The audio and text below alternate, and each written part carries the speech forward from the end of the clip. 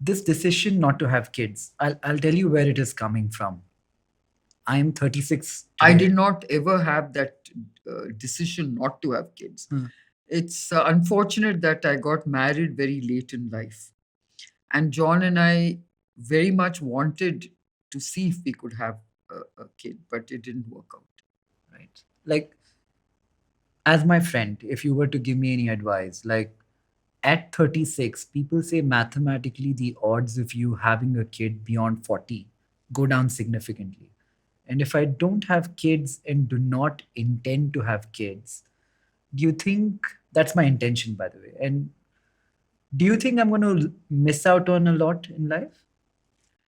No, I don't think you miss out on a lot because you come to terms with the fact that you don't have a kid. I mean, I'm very much a kind of person who enjoys young children. I love young kids, and I would have been very happy if I had my own kid, but I didn't have a kid of my own. But that doesn't mean that I have a huge, uh, you know, void in my life as such. Mm. You learn to cope with your life. I mean, my company is my baby, so to speak. Mm. And of course, John and I spent a lot of time together building the company. We had wonderful times traveling the world together, discovering opportunities together. So, yes, I don't have those kind of regrets not having a child Mm. of my own. But for someone like you, if you've decided you don't want to have a child, there's nothing wrong in that. Nikhil, first and foremost, let me draw your attention to what happened in China with the one child policy. Mhm. Today, they are suffering from a very serious demographic disadvantage, Mhm.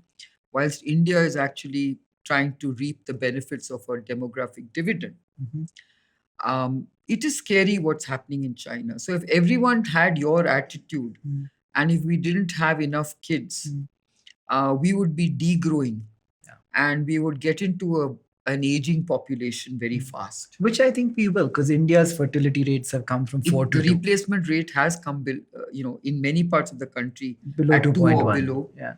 But I think that's something which we have to really watch out for. I think not having a kid is fine in terms of a personal choice, and I think what also is something you and I share is about philanthropy. Mm. I think when you don't have kids, you tend to be more philanthropic. That's what I feel. Okay, 100%, because there's no one to because leave anything back no, to. I do want to leave some money Mm. for my family. I mean, I Mm. do want Mm. some inheritance to go to my family. But I think by and large, when you create the kind of wealth that you and I are creating, then obviously you want to make sure, and you signed the giving pledge like I did, you want to make sure that at least a significant part of your wealth Mm. um, is used for philanthropic impact. Yeah, and to a And that's certain, what I really enjoy yeah. doing these days.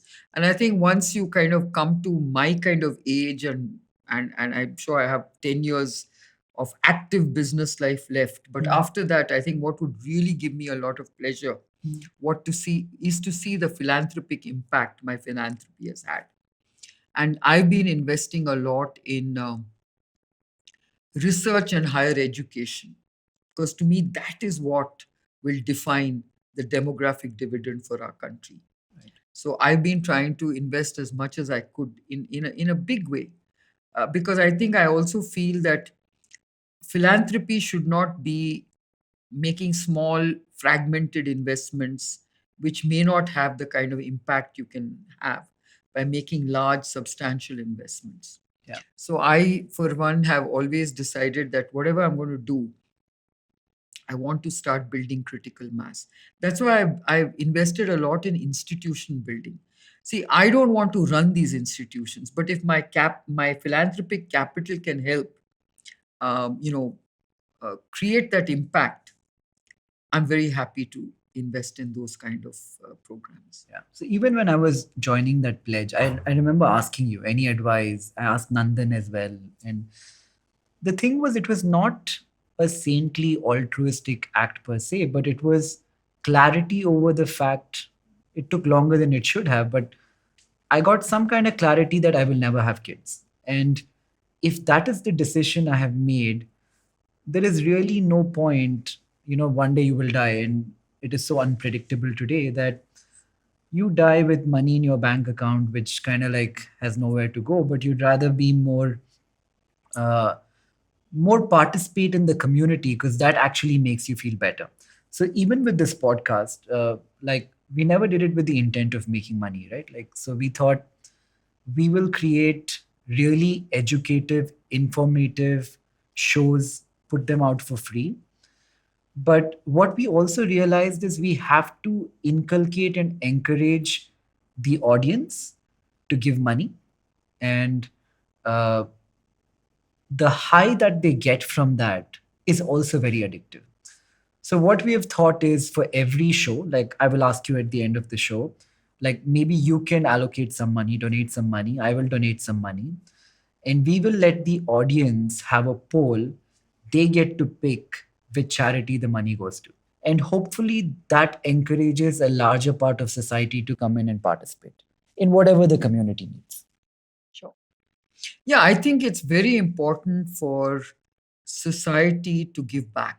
I always believe that. You know, I think indulging in yourself is fine up to a point, but I think investing in society is so important. And there are so many things in a society like ours to that requires investment. So I think for me, when I look at the demographic dividend that India has the potential to benefit from, it's really about creating an educated, young population that knows what and how to leverage knowledge. And if we can do that well, and that's why I think we need to make sure that our education is of a high standard. It's not just about rote learning, it's not about just going through a curriculum, but it's about learning how to learn and applying your knowledge and your mind in a way that generates new knowledge. I think that's the way we have to educate our young. And I think the new education policy is trying to see whether they can develop a new kind of teaching and learning experience that is about a curiosity driven learning. And I really hope that works, because if it does, and it has to start right from school, then I think we really can look forward to a huge demographic dividend. Yeah. So I must tell you a joke. I was recently on a global uh, panel discussion.